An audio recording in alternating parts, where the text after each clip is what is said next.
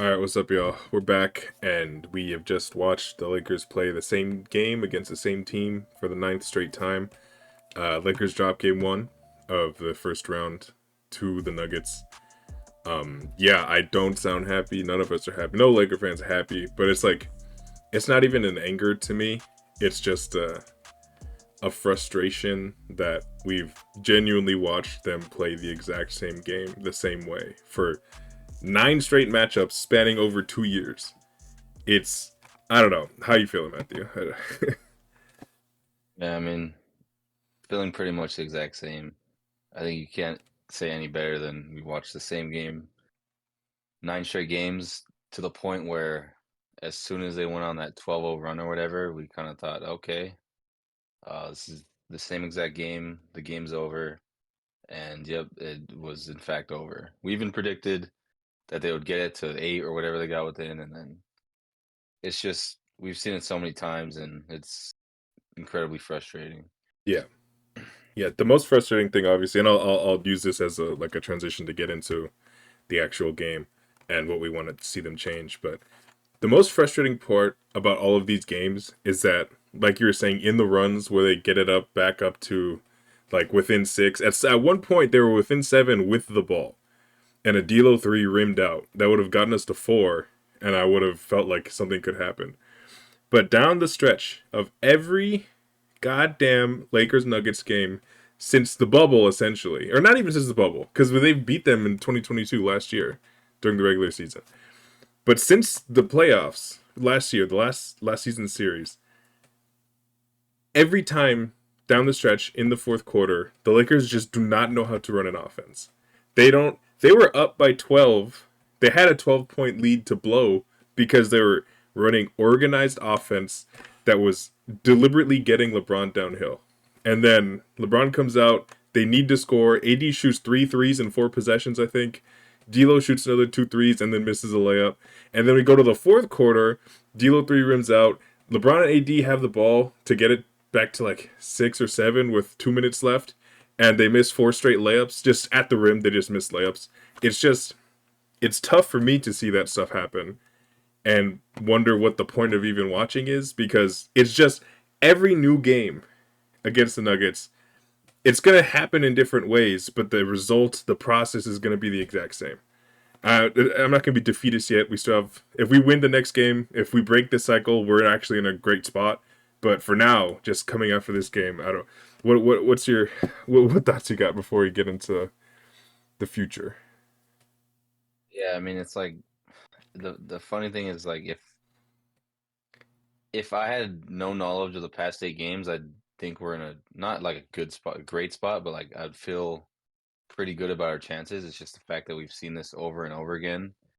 And if I've seen it, what is this is nine, eight straight times, nine straight times. Yeah, How do I know the next time LeBron subs out, we won't go on a 3 minute drought where they go on a 12-0 run? I've seen it 12 straight times. I don't know what's going to change tomorrow or whenever Monday and the following five games after that. It's just it's very frustrating when you play great like I mean you played great and then second quarter we I think we went up to 12 and then immediately after the timeout it was like an 8-0 run or something. yeah, And so but still, we go into halftime. It was either tied or up by two. Oh no, up by up three. by LeBron three. hit that three, Yeah, crazy three. Yeah, up by three. And everything's going good. They extend the lead again in the third, and then there goes the run. So it's just, I don't. It's really frustrating. I guess we'll get into the game already. It's those stretches for me. I mean, you highlighted already where what made me mad. It just looks like a team that has seen this happen eight times in a row. To where when that run happened, they just every single one of them just looked defeated. They look like they couldn't get their shit together and just run the offense that they were in the first half. It looked like it was like, okay, here we go again. Let's get them tomorrow or let's get them in 2 days, whatever. It's just game one, and it's like you said. 80 took like three threes in that stretch. D'Lo was missing threes. They're missing at the rim. It's the same stuff every time. I don't know what it is when it gets to the fourth quarter, why they can't just do what worked. They got whatever they wanted in the first half, and D'Lo wasn't even shooting well. I didn't even check the final stat line. I was so upset. LeBron and AD, I assume both had 30 or close to it, Yeah. right? Yeah, 80 had They were 32. Sorry. getting they were getting whatever they wanted, and it's like I went away like from just how I'm feeling. It's like in game two, we can get what the good looks again, but it's gonna be the the thing that I thought of uh through these past 9 times is like I always thought like you got to be perfect to beat the Nuggets. I don't think that. I think you have to not be terrible for even 1 minute, and what I mean by that is you can't have god awful stretches because they will go on runs if you play god awful. And we played god awful for about 6 minutes this game in that second quarter and then the third and the fourth. Because we didn't play perfect in the first half. D'Lo wasn't hitting, Reeves wasn't really effective, but we played good. We played smart. There was no stupid turnovers. There was no stupid possessions. LeBron and AD were dominating, but it wasn't perfect. Then we started playing terrible, and then a great team, champion team like Nuggets is going to go on a run. So we don't have to play perfect. We have to not have terrible stretches. And in this game, we had 2 to 3 terrible stretches, and that's why we lost. So yeah, it's just you can't have those awful stretches against the champion Nuggets. But as far as game two, it's like really we shouldn't feel like this is over because we were up pretty much the whole first half. We got good looks. We got what we wanted. I think the defense was a lot better than last year, but like for specific matchups like Murray and their bench players weren't shooting as well as they were last year. It's just it's not over. Realistically, they have a good shot if they just if they take game two, they have 2 straight wins. But yeah, it's just it's more about like the what's happened in the past. If this was like let's say we went to 7 last year and we took a game or two this season, I'd be feeling good. It's just how many times are we gonna watch the same game in a row? Yeah. Yeah, it's like you said, it's the reason that hope isn't lost is because of the way that the Lakers lose. They're always in a position to win. That's never been, except for really game one of the Western Conference Finals last year. That the score kind of felt like, oh, it was a close. It was fake. In my opinion, that they were never winning that game. They were down by like 20 and they brought it up. That wasn't a real game. Kind of this wasn't either, but because they were up, like they are consistently in a position to be able to win the game, and they never do. That's why it's so frustrating.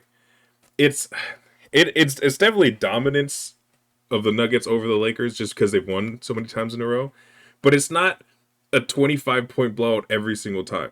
It's games basically tied, games within 5 points, and then LeBron and AD can't score, and they lose. So if for some reason D'Lo has a miracle and makes a shot after the first quarter, or Austin Reeves touches the ball ever, or Rui touches the ball ever, LeBron gets to the basket for the first time in the fourth quarter, like that can change. It's possible for stuff to go right.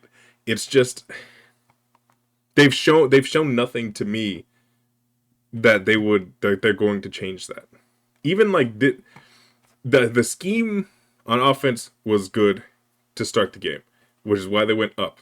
Defensively, Gabe Vincent definitely showed that if the refs don't call an off-ball foul on him every 3 seconds, that he could be helpful on Murray a lot. Even with the Rui, like they straight up just played Rui on Jokic for like the whole entirety of his minutes in the game. And the pick and roll was eating them alive because of course it was. But even in the second half, they started switching that where AD was great, but defensively, especially going to that matchup, I hated what he was doing. He was essentially shading halfway between the ball, Jokic and Aaron Gordon, and that defeats the entire purpose of him doing that. He needs to be under the basket. He like if you're going to play Rui, an obviously incredibly undermatched player against Jokic, and he was fighting so hard. But if you're gonna stick him there for the sole purpose of Anthony Davis being this roamer that gets clean up around the rim and gets blocks and stuff. AD can't be shading halfway to Aaron Gordon. You have to pretend Gordon does not exist, or else it's useless, and it turned out to be useless. AD had 4 blocks. I don't know if any of them were on like the little help side defense. He had a couple in transition on, and then when Murray was attacking him on a pick and roll, which is what he's amazing at. But the help was useless because he wasn't getting rebounds, not from those situations, and he wasn't blocking shots on help. So they need to either ditch that or tell him to commit and make Aaron Gordon shoot the ball.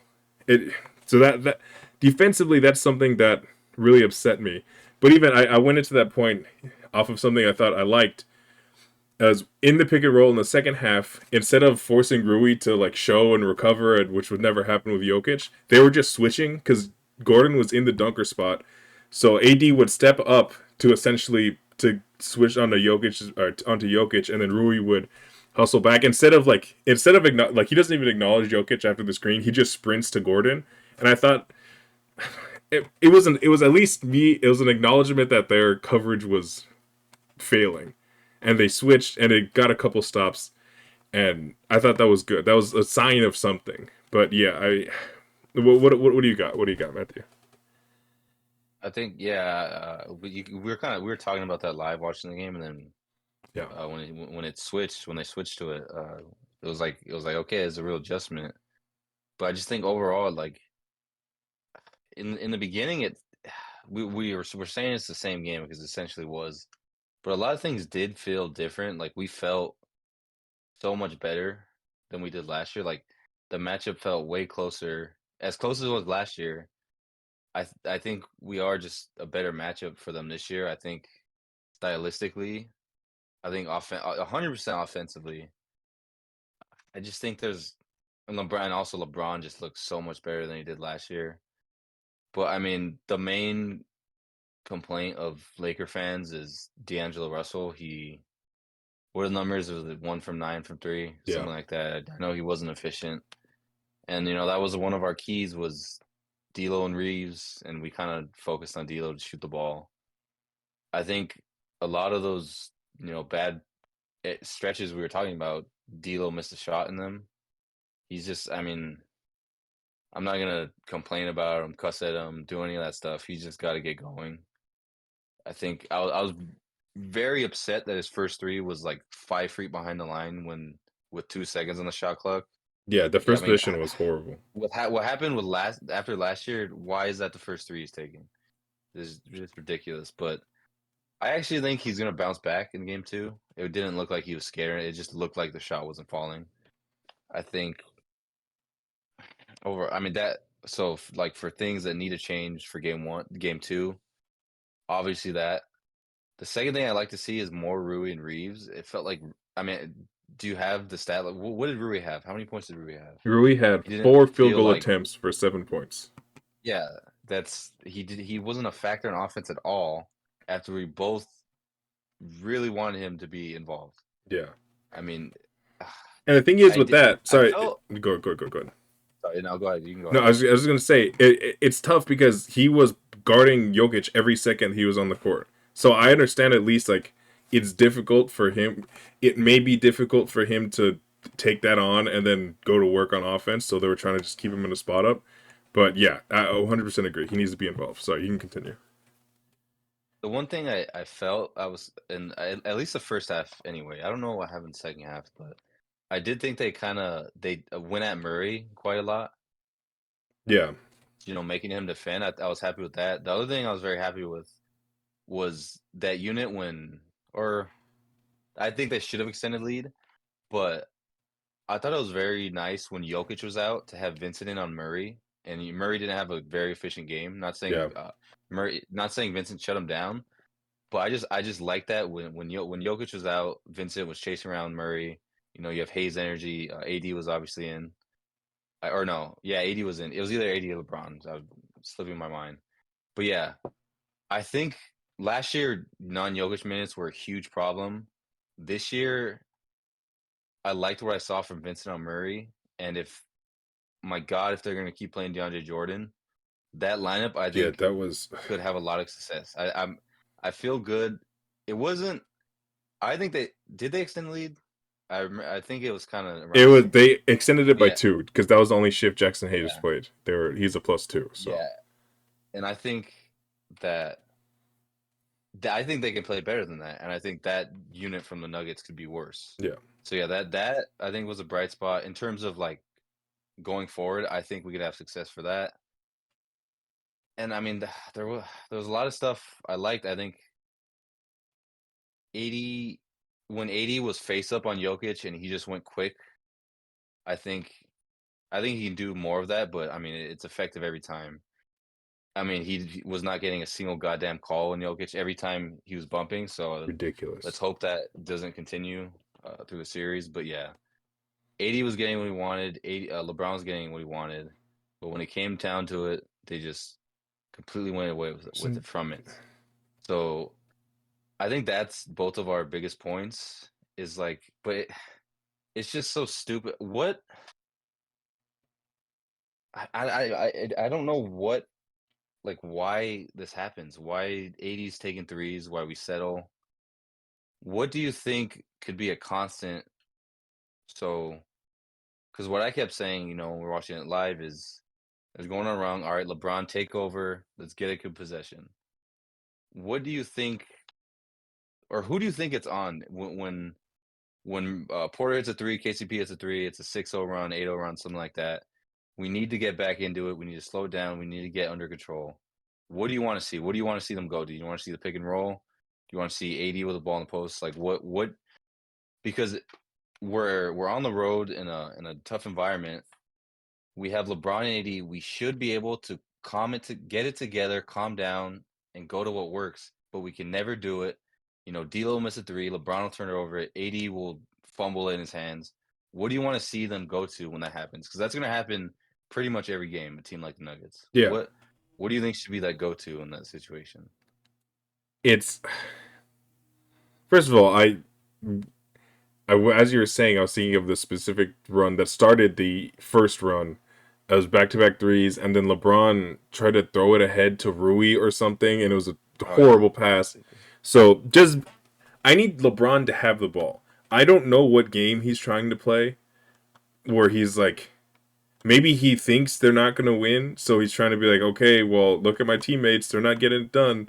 I genuinely don't know. I don't. That's not who he is, especially in the playoffs when he's maniacal about winning. But there's no reason for LeBron to give the ball up to Rui in semi transition when Rui is he's covered. He's not getting. Aaron Gordon was picking him up. That's why he was able to steal the ball. It's just anyway. So that's like emblematic of the bigger issue for me. LeBron needs to have the ball. There's no more energy conservation. There's no room for that stuff. There's no regular season stuff that we can allow anymore. It's not when you've been up and the crowd has been out of it, and then they finally get back into it, and you're laying the ball up essentially to Rui, 20 feet away. I it needs to be. AD was not in during that point. I don't think. No, he was. He was. I'm sorry. He absolutely was.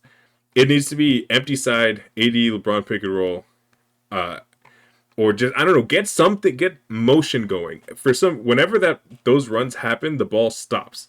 LeBron wants the ball in the post. AD gets the ball in the post for some reason, and it's just stop and hope someone can make a back cut. And that's just I don't understand that thought process. And you were talking about who we can blame it on, and of course, like the first thought is coaching, but then it's the same people that talk about coaching that are like, "Oh, LeBron doesn't listen to any you." Like, you think LeBron's the coach on the team? Like, okay, then LeBron coach the team and tell them to get into a set that's something. Don't just like, I don't know. And I'm not a Darvin Ham defender at all, but at a certain point, players have to take responsibility for how bad they're playing. That's all I'll say. That's essentially what it is. It Take it responsibility takes me for it. back to our previews when we talked a lot about we get into our stuff late. I think like everything that happened, I think it was a Laker a bad three attempt or a turnover or something like that, which was a bad possession that led to the Nuggets moving and rolling fast. We're where Jokic gets the ball in favorable position, he scores or passes out to a lot of great shooters. It was all the same stuff. It was a bad possession to a good possession for the Nuggets. You know, every bad possession leads to a good shot from there for them. And the way they shoot against the Lakers, it's gonna go in. It's just it's and not to sound like we handed them anything. The Nuggets are incredible. At least the 6 players that I think they're actually good. That lineup's incredible. But that's why we can't freaking shoot ourselves in the foot. And it's like, and then Laker fans always talk about these runs. It's a 6-0 run. Ham calls a timeout. You guys act like all the pocket jokes and Ham watching a 45-0 run. He calls a timeout. We come back with a terrible possession out of the timeout, and then it leads to another 6-0 run. That I'll just jump into that. Why is every single possession off of a timeout for us so bad? That is one of the most frustrating things for me. I mean, I feel like twice a game I say that's what we come up without a timeout as a joke. See, I yeah. really don't understand. It's like when we need something out of a timeout to stop the run, in crunch time, we can't get good possessions. I don't know what it is. And then we see D'Lo's stat line, which obviously had an effect, and we just say, "Oh, it's D'Lo. It's not LeBron. It's not AD. It's this, that, that, that." It's just box score watchers. But in reality, it's all 5 of them because all 5 of them are on the court during those runs. And with that, we talk so much about how good this offense is, about how each one of them can get a bucket on their own, yet none of them do when we really need it. And it's very frustrating. Yeah, And I think they don't even get I into don't the know. I'm paint. trying to think. Yeah, that is the worst part. I remember we were watching, and I said 80. LeBron hasn't touched the paint, and 80 hasn't touched the paint with the ball. But 80's taking 2 threes. D'Lo's taking 3. I don't know what else. It's get to the paint. This was my main point for the series was run the pick and roll, do what you have to do to get to the paint, be aggressive downhill. LeBron was incredible in the first quarter. Why did it change in the fourth when we really needed it? And that's why I'm convinced LeBron just okay, we got game 2. Or so it just looked like they were defeated. I, LeBron is one of the smartest players ever. Why is he suddenly stop being aggressive in the fourth quarter? It doesn't make sense to me. I don't, and that's where I agree. I want to say that, but that's where the discussion of coaching versus players I don't understand because LeBron and AD have autonomy over themselves. I'm not suggesting Darren Ham is out there trying to get him to run a play and LeBron's looking him off because he wants to ISO. I don't know. I don't doubt Darvin Ham does anything. So whatever, that's fine. But at a certain like LeBron doesn't know enough basketball to be like, hey, AD just took his second 3 in as many possessions in the middle of a big run because I'm dumping the ball to D'Angelo Russell and then running over to the wing and standing there, and we're not getting into the actions that we've been doing the entire game to this point, and it's been working. Like the players on the court can't realize that. I and like the after timeout stuff is explicitly coaching because those are the plays he's running. So that's where like that's part of it. But I just the players have to want it at a certain point. And I like we know they do, but if they want it so much that it's like ruining them, like I think D'Angelo Russell was the exact opposite of the bad he was in the Western Conference Finals last year. He didn't want to be on the court last year. Now he wanted to prove that he deserves to be, and he shot the ball more than LeBron did. And like it's just, and you have to be able to handle the pressure. You have to be able to handle something. D'Lo had wide open shots, and he was missing them. And even the one that like he rimmed one out, so it was like, oh, if he would have had that, but he didn't. He didn't have any of them. He had 1 3 when they were down by like 14 or something. It's not all him. In fact, ironically, he played 41 minutes. He's the only starter in the plus minus. He was a +2 in 41 minutes. Is AD -12, LeBron -9, Reeves -12, Rui -10. I don't know. We could keep going, and it'll be. Oh, we could Yeah, absolutely keep going. But yeah, go ahead. yeah. So I want to transition into. I mean that's the key. The fourth quarter. These runs. Yeah. So I want to get into like specifics what we can do uh is find success instead of these droughts. And so I want to I feel like what do you think of we know LeBron likes to switch hunt. What do you think of not just LeBron though of making Jamal Murray that primary ball defender in 5 minutes or less, setting screens to get Murray on the ball because Murray's going to be in every possession. And I feel like when have we done that? I mean, Murray's not a bad defender, but he's a small guard. He fights. But do you think is that something you'd want to see? Making them switch and have Murray on the ball. Because I mean, I think D'Lo would feel confident with him, Reeves obviously, and then obviously LeBron. What do you feel about that? Yeah, I mean for sure that's what I would like.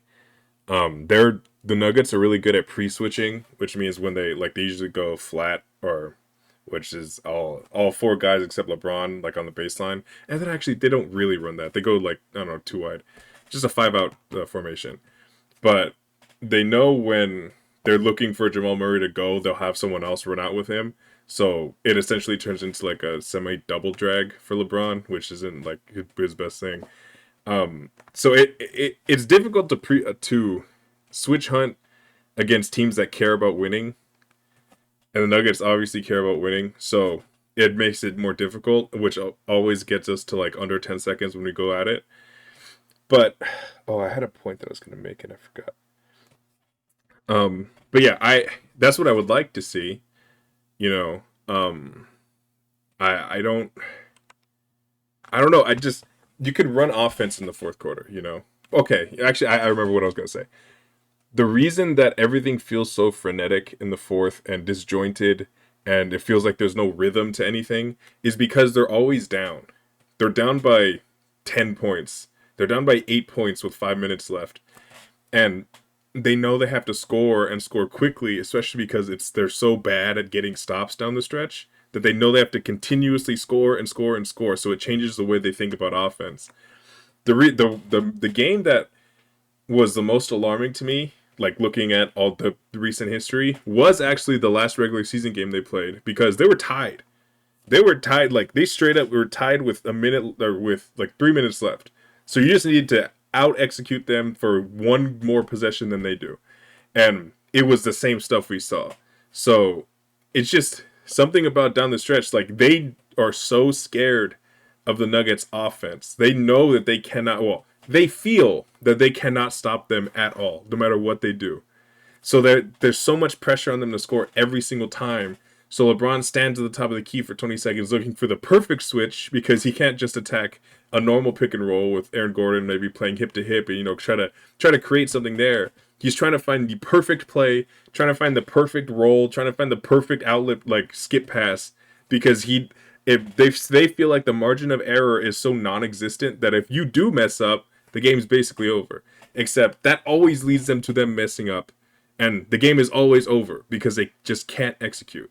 So even more than just plays, I need them to be in a competitive game where they're not clawing back. There needs to be any semblance of momentum going into the last 5 minutes of the fourth quarter. Just don't be terrified and don't be scraping your way back into the game.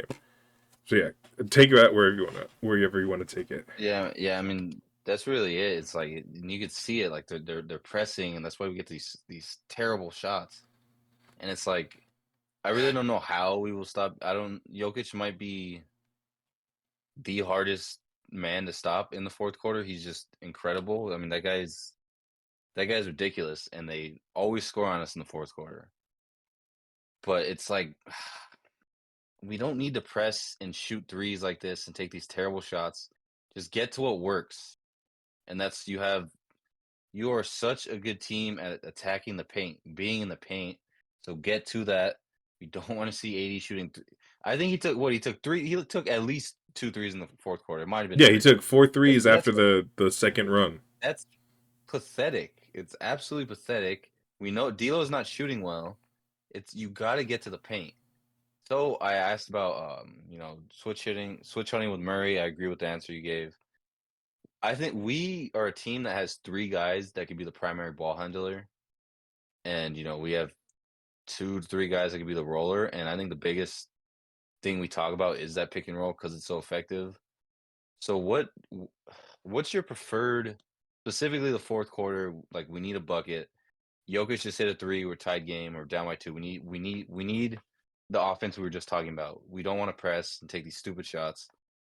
What what pick and roll do you want to see? First, the ball handler, because it could be D'Lo, it could be Reeves, it could be LeBron, and then the screener. It could be AD, could be LeBron, and I guess could be Rui. But really, more importantly, the defender. Do you want um the primary defender who's guarding the screener? Would you want to put Jokic or Gordon pick and roll? Like who what do you? Because there's been some discussion about because Jokic is very good with his hands, very good with his feet as well, and deflecting passes. A lot of people think to go away from that and maybe put Gordon pick and roll. So LeBron, he's not the on ball defender with LeBron. Yeah. What do you think about the pick and roll in terms of who do you want to put in pick and roll? Who do you want to be the ball handler? Who do you want to be the screener? What do you think? Yeah, that was actually one of the big turnovers in the fourth quarter. It was literally that LeBron tried to hit Yeah, a pocket pass and Jokic deflected it, and it was a run out dunk. I I'll accept Jokic in the as the big man defender in the pick and roll as long as it just because I need Anthony Davis as the screener. I'll take Reeves as the ball handler. I'll take LeBron as the ball handler. I just need AD involved. I think the biggest issue with the switch hunting, besides its ineffectiveness for LeBron and LeBron getting good shots, is that it means Anthony Davis is sitting in the dunker spot or spaced out to the corner or doing something that, like, he needs to be involved in the plays. You don't switch hunt with AD or like with AD as a screener because LeBron's not trying to get Jokic on the on him. So you can do the switch hunting early, it's fine, but AD has to come up at the same time or like right after to get into the action.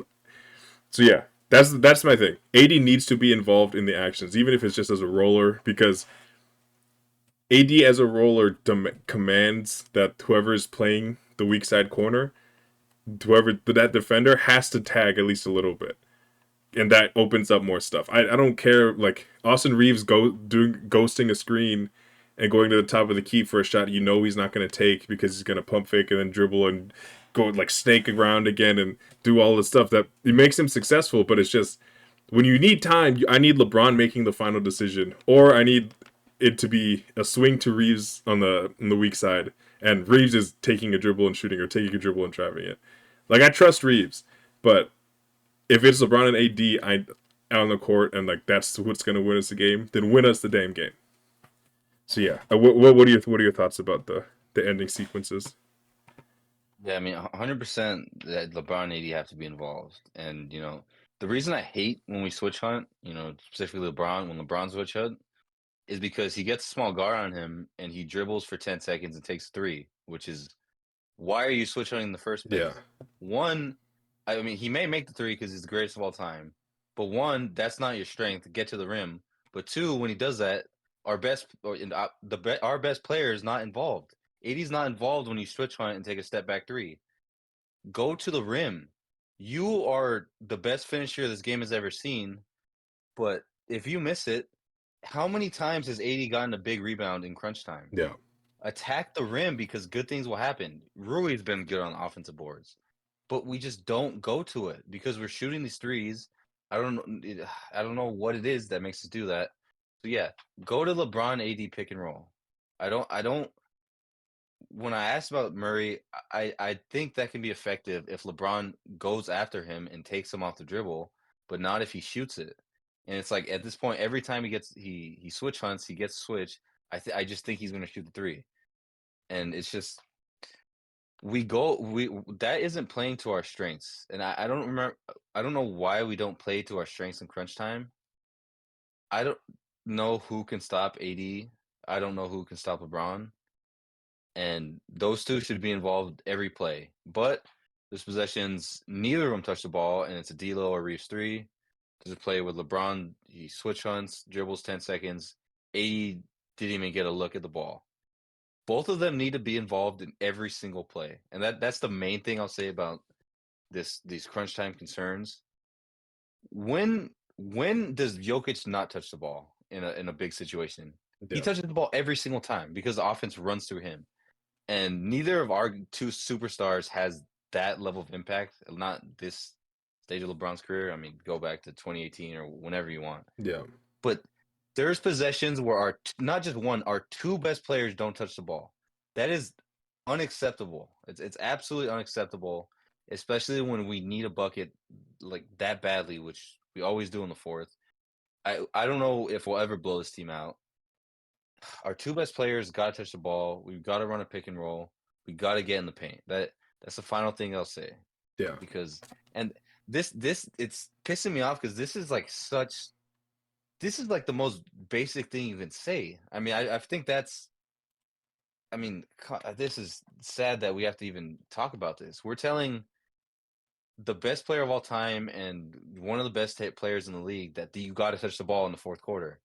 And we Yeah. we It's are a deep team. Like D'Lo and Reeves are great, and Reeves has saved us in a lot of games.